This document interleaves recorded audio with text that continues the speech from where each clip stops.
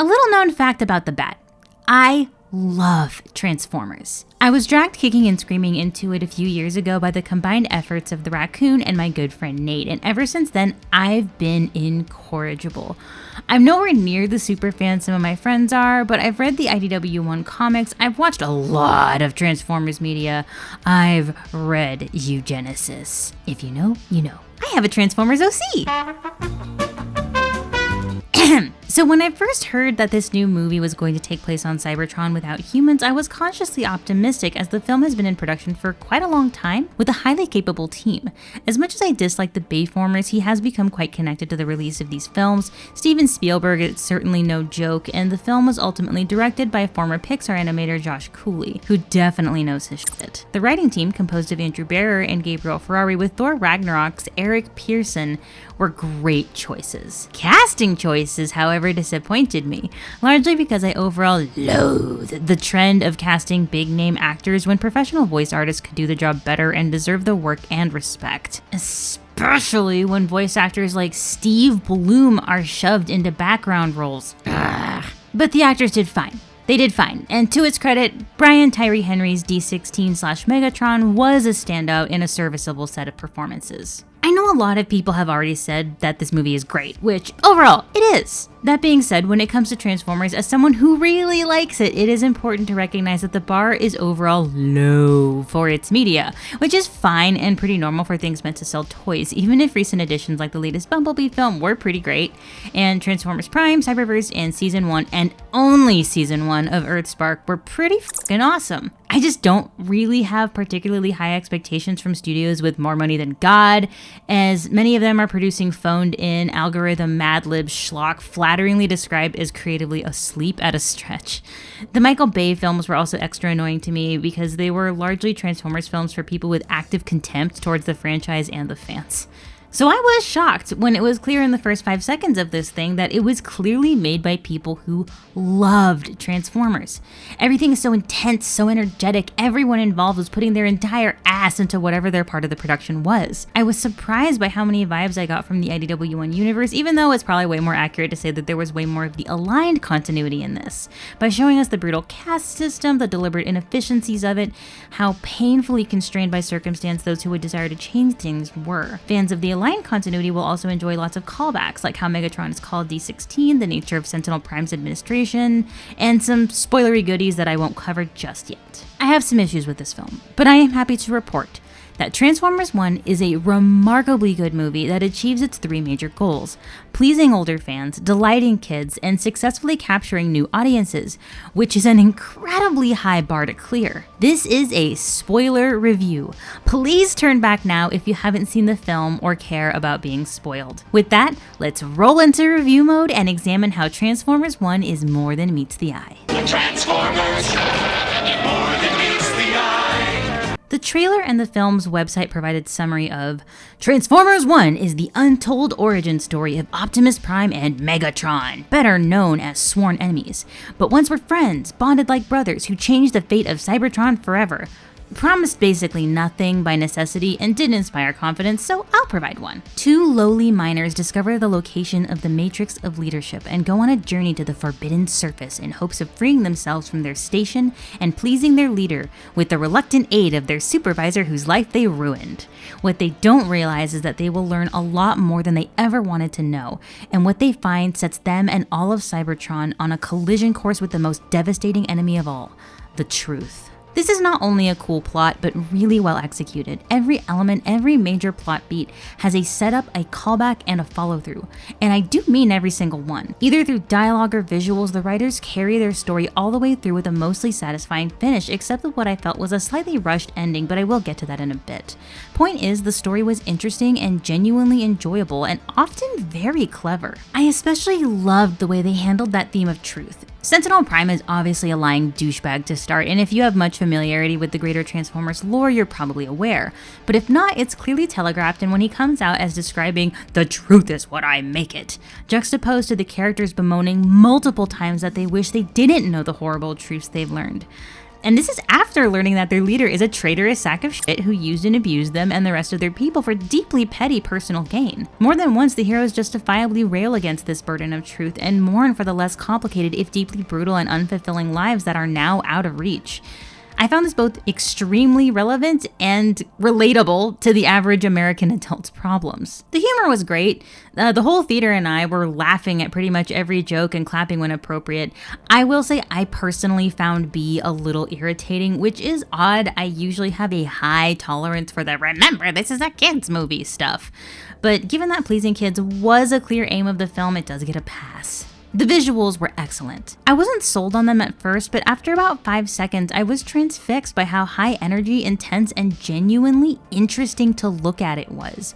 This movie, while maintaining a relatively serious tone for quite a lot of the film, eschews chiaroscuro and shaky cam for gorgeously vibrant retro colors and highly legible camera action. The art team uses light and shadow and strong composition expertly to keep your eye on the important action, while maintaining that busy Cybertronian look one might expect of a huge metallic robo world. Bleeding pinks and blazing oranges, glittering iridescent purples and teals enchant the eye. Back to cameras though, they're legible but in no way static.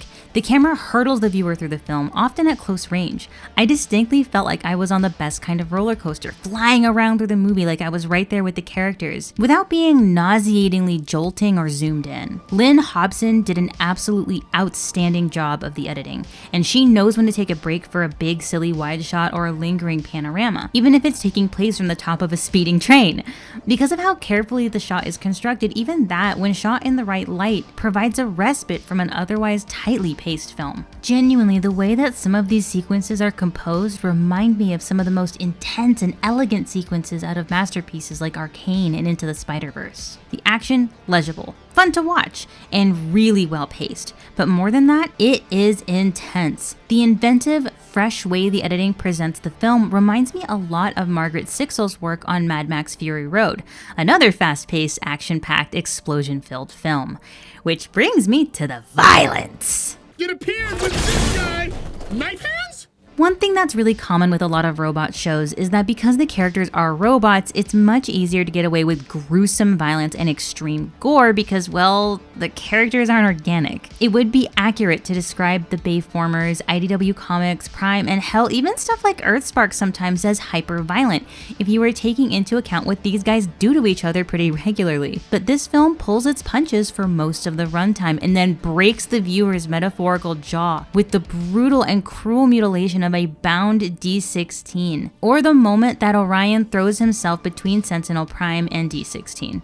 He blows a huge, ugly hole through his torso. We've established the visuals are great, but I want to linger on a moment during the climax. So D16 has just blown a crater through his best friend. The camera zooms in on D, and what we see is a traumatic moment of perfect clarity. He is interpreting this as a betrayal. He's not particularly wrong about this, by the way. And what we see first is lingering, agonized grief of, why? Why did you make me do this to you? And he stays like that for agonizing seconds before all of those emotions boil over into a clear rage, and his face hardens. I'm pretty sure his face model actually changes when he drops Orion into the heart of Cybertron. It's a slow, lingering piece of animation that is so masterfully done it reminds me of the legendary James Baxter scene from The Prince of Egypt, where Pharaoh's heart is said to harden, the moment that Moses revokes their brotherly relationship and returns the signet ring. We see every stage of grief play out on Ramses' face before the rage sets in and makes him the villain of this immortal Bible story. The moment where Megatron and Optimus Prime are born especially recalls this. Both characters baptized in the blood of an enemy or their own. The hero falls down into the heart of Cybertron, the belly of the whale, and raised up by God, where the villain rises on his own altar, only for that visual cue to reverse the moment these two newly forged legendary enemies face off. It was such an epic depiction, I was excitedly kicking my feet in my seat and pressing my hands over my mouth to keep from shrieking with glee. The way it is shot, it is easily the most beautiful sequence in the film. The scale, the juxtaposition, the absolute perfect use of sound and editing distinctly and deliberately recalls some of the finest sequences from Arcane or Into the Spider-Verse. I do feel like the pacing towards the end gets a bit rushed. So much of the story has to do with the emphasis of D16's rage on Sentinel Prime himself, like really specifically. I do want to emphasize that his feelings are also 100% justified. Even really dark shit like, I want him to die in chains in the dark. He feels as though Sentinel Prime has betrayed him.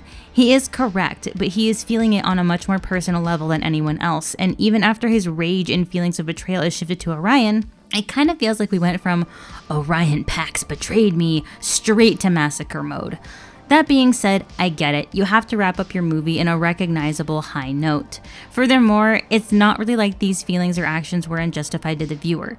The film ensures that we are sympathetic towards D16. His emotional journey is highly telegraphed and seems extremely reasonable because he's actively pushed and pushed beyond his limits, beyond his boundaries, often by his well-meaning friend.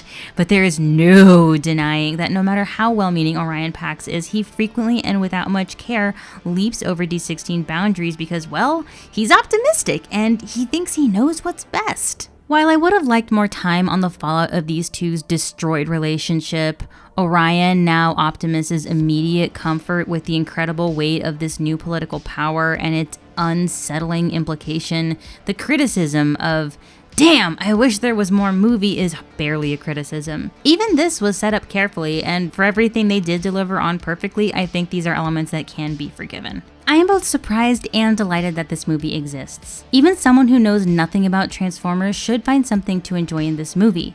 From the well-executed plot, the heartfelt relationships, and the true threads of emotion and anguish that culminate in a familiar pop culture fixture. But for Transformers fans, they are often served up extremely imperfect, flawed work and make the absolute most of it in every way, often giving the benefit of the doubt and unironically enjoying silly things and loving on them with art, meta, fanfic, conversation, fandubs, reviews, and of course the incredible shit Chris McFeely does. It is so wonderful to see that genuine, devoted fans were a part of creating this movie, which is nothing more or less than a gift to fans, but also to anyone who doesn't know Transformers and has a reason to get into it now. This is a movie for everyone. It's a movie for fans, and it has a well-earned place in the long history of Transformers movies as probably the best one out there to date. This is the Bat signing off, seeing you all on the next one. Whee!